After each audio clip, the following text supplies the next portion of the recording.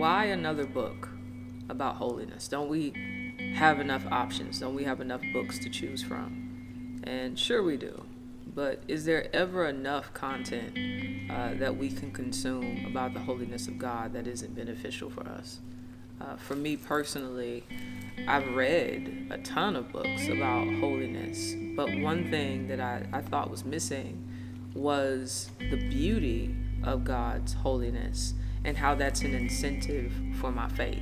For so much of my Christian walk, holiness was always framed very negatively. It was, okay, God is so holy, God is so pure, and he hates sin, and because he hates sin, he's going to judge sin, and you're a sinner, so he's going to judge you. I think even when becoming a believer, it can be a topic that you're hesitant to want to engage with.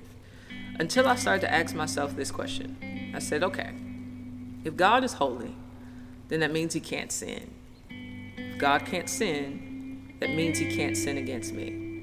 If God can't sin against me, shouldn't that make him the most trustworthy being there is? When I thought about that, I realized that my definition of holiness was too small. His holiness is the reason he's trustworthy. And at the bottom of all of our failed attempts to be holy is a lack of faith, is a lack of trust, is that we've trusted in broken cisterns to be what they can. And so what we don't need is more books about what we should stop doing, although they're helpful.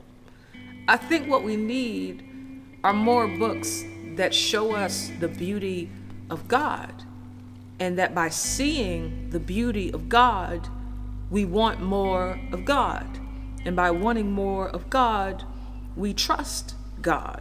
And then by trusting God, we start saying no to other things because we realize they're not better than God. They don't compete with God because there's nothing that can compare with God. And it's in this dance where I'm now satisfied with the beauty and the holiness of God that I become holy like him too.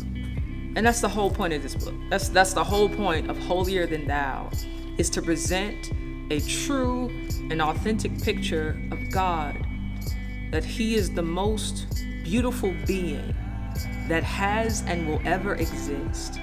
And for that reason, he is eternally worthy of all of our trust.